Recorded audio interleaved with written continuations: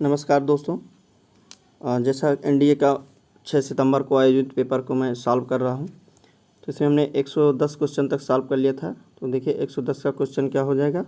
110 का आंसर है आपका बी। ठीक है,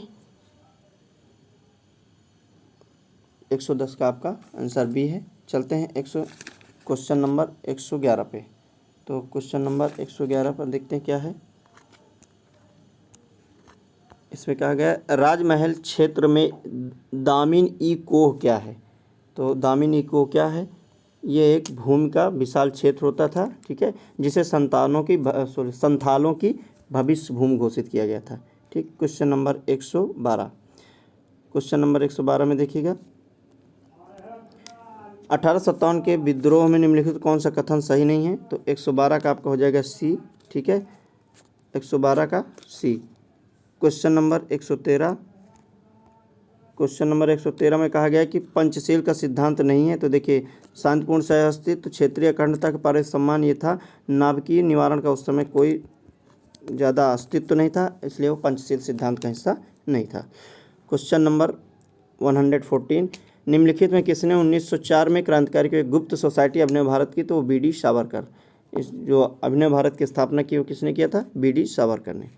क्वेश्चन नंबर 115 देखिए, 115, सिद्धांत के स्वतंत्र भारत के लिए संविधान को तैयार करना मुख्यतः खुद भारतीयों की जिम्मेदारी होना चाहिए। पहली बार ये किसमें किया गया था। तो ये आपका जो लिया गया था वायरास लिन लिथुगो के अगस्त प्रस्ताव में ये शामिल किया गया था। तो क्वेश्चन नंबर आपका जो 15 है उसका ऑप्शन क्या हो जाएगा, बी। क्वेश्चन नंबर 16 पे चलते हैं। क्वेश्चन नंबर 16 में कहा गया है निम्नलिखित में कौन सा एक पूर्वी कनाडा का प्रमुख पर्यावरणीय मुद्दा है। अम्ल वर्षा। कनाडा में ये क्या है, अम्ल वर्षा। देखिए, अम्ल वर्षा में सबसे नंबर 1 पर जो राष्ट्र देश है वो नॉर्वे। नॉर्वे में अम्ल वर्षा सबसे ज़्यादा होती है। ठीक, तो वहाँ पर का ये मुद्दा है, अम्ल अवक्षेपण या अम्ल वर्षा। क्वेश्चन नंबर 117 कहा गया है निम्नलिखित में कौन सा पर्वत कैस्पियन सागर और काला सागर के मध्य स्थित है। तो वो है आपका काकेकस पर्वत है, जो कैस्पियन सागर और मध्य सागर के बीच स्थित है। ठीक है, क्वेश्चन नंबर 118, 118 का आपका जो क्वेश्चन होगा, बगलिहार, दुलहस्ती और सलाल जल विद्युत परियोजनाएं कहाँ पर हैं। ये चेनाब नदी पर बनाई गई हैं। ठीक है, चेनाब कहाँ है, चेनाब नदी जम्मू कश्मीर में है। फिर कहा गया है जीवमंडल रिजर्व के संबंध में निम्नलिखित में कौन सा कथन सही है। जीवमंडल निश्चय के विचार की शुरुआत यूनेस्को द्वारा 1973-74 में की थी। नहीं, भारत में 18 नामोदिष्ट जीवमंडल निश्चय, हाँ ये 18 जीवमंडल आरक्षित क्षेत्र हैं। ठीक है, इसके बाद भारत के सभी जीवमंडल निश्चित यूनेस्को जीवमंडल में नेटवर्क में शामिल किए गए नहीं।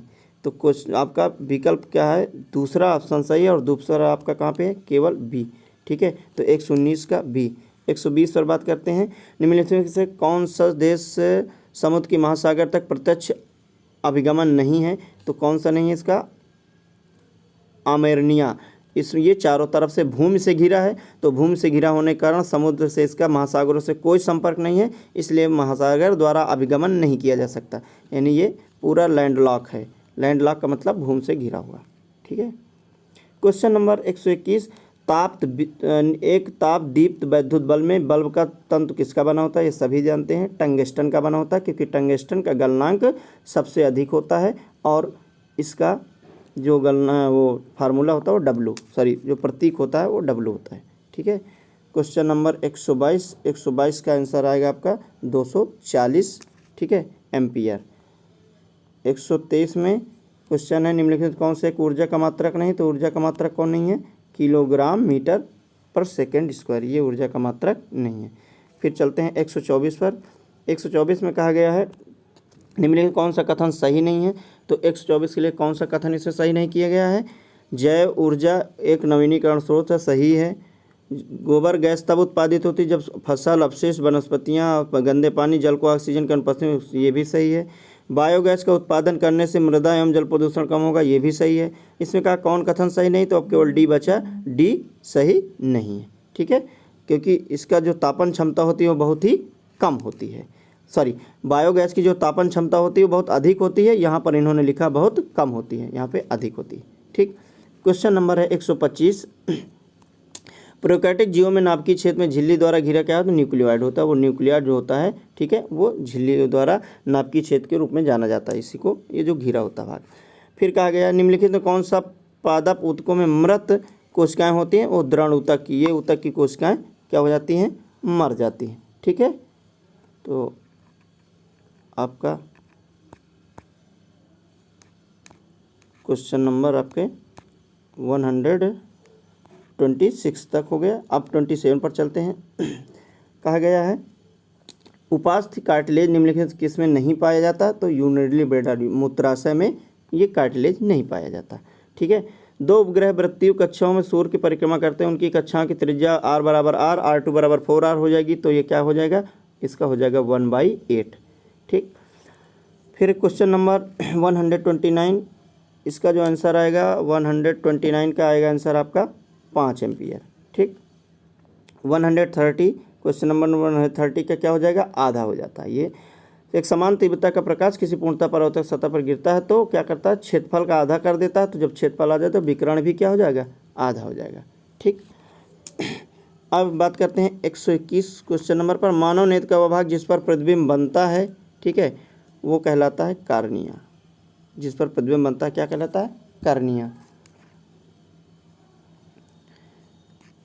क्वेश्चन नंबर 132, इसमें क्या हो जाएगा, पृष्ठ के अंदर ही होता है। 132 का आपका डी होगा। 133 क्वेश्चन नंबर कहा गया है कौन सा कथन ध्वनि के लिए सही नहीं है, तो ये डी नंबर सही नहीं है, ठीक। क्वेश्चन नंबर 138 कहा गया कौन सी सबसे छोटी तरंगें होती हैं, वो एक्स किरणें सबसे छोटी तरंग, लघु तरंग की होती हैं। किसी परिपथ में धारा की उपस्थिति पता लगाने के प्रयोग किया जाने वाला उपकरण क्या है, वो होता है गैल्वेनोमीटर, ठीक। फिर है निम्नलिखित में कौन सा एक बायोगैस का सबसे बड़ा कंपोजिशन है, मीथेन। मीथेन बायोगैस में सबसे ज़्यादा होती है। सूर्यास्त और सूर्योदय और सूर्यास्त के समय सूर्य लाल रंग का दिखाई देता है, किसके कारण, प्रकीर्णन के कारण।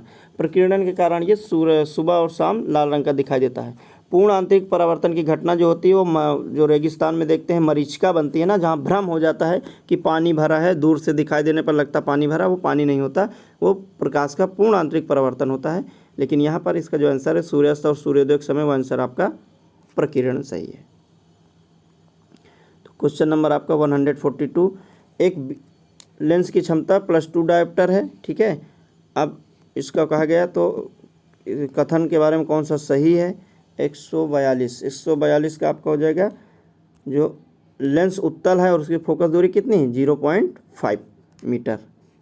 143 इसका है लगभग 70 डिग्री सेंटीग्रेड पर सोडियम बाइकार्बोनेट मतलब NaHCO3 का गुण प्रदर्शित करता है, जो बेकरी उत्पादों में बनाया था। सोडियम कार्बोनेट के जिम्मेदार अपघटक कौन है, जब ये टूटती है तो किस में टूट जाएगी, ये Na2CO3 में टूटेगी। इसके 2 मोल ले लेंगे, +CO2 और +H2O, तो यहाँ पर कार्बन डाइऑक्साइड ऑप्शन इसका सही है। फिर कहा गया है 144 का कि कॉपर सल्फेट, सोडियम कार्बोनेट और जिप्सम में अणुओं की संख्या क्या है। तो देखिए कॉपर सल्फेट को, ये देखिए कॉपर सल्फेट का फार्मूला लिखा है CuSO 4 × 5H2O। सोडियम कार्बोनेट का लिखा है Na2CO3 × 10H2O, और जो जिप्सम का है वो CaSO4 2H2O। पूछा है जल की क्रमशः संख्या क्या है जल के अणुओं की, देखिए 5, 10 और 2, तो यहाँ पर 5, 10, 2 दिख रहा है, ऑप्शन नंबर ए।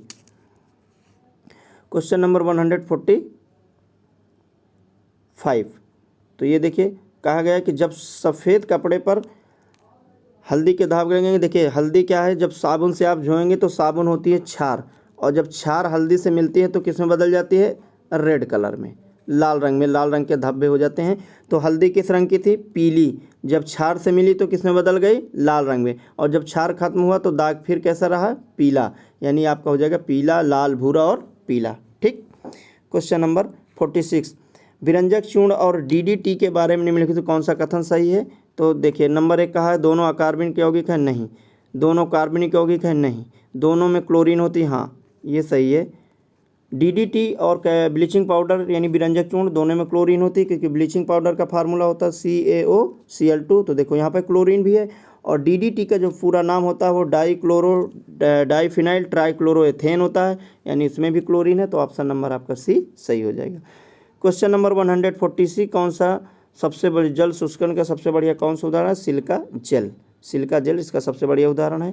148 निम्नलिखित में से कौन सा खनिज सबसे पहले? सल्फ्यूरिक अम्ल। सल्फ्यूरिक अम्ल सबसे पहले खोजा गया था, जिसे हम लोग क्या कहते हैं? अम्लों का राजा। इसे अम्लों का राजा कहा जाता है, अम्लों का राजा। देखिए अम्लराज दूसरा होता है, वो होता है HNO3 और HCl का मिश्रण, वो अम्लराज होता है। लेकिन अम्लों का जो राजा है वो सल्फ्यूरिक एसिड है, जिसे हम लोग गंधक अम्ल भी कहते हैं, और जिसका फार्मूला है H2SO4। ठीक, तो इसका हो जाएगा option number A. Question number 149 का जो आंसर होगा वो ए, और 150 का आंसर होगा सी। अब इसी के साथ धन्यवाद आप सभी को। तो प्लीज़ अगर आपको अच्छा लगा हो तो इसको सब्सक्राइब कर दीजिएगा, लाइक कर दीजिएगा, और जो भी आपके मन में आ रहे हैं पॉजिटिव निगेटिव कमेंट्स प्लीज़ ज़रूर बताइएगा। धन्यवाद, थैंक यू, जय हिंद, वंदे मातरम।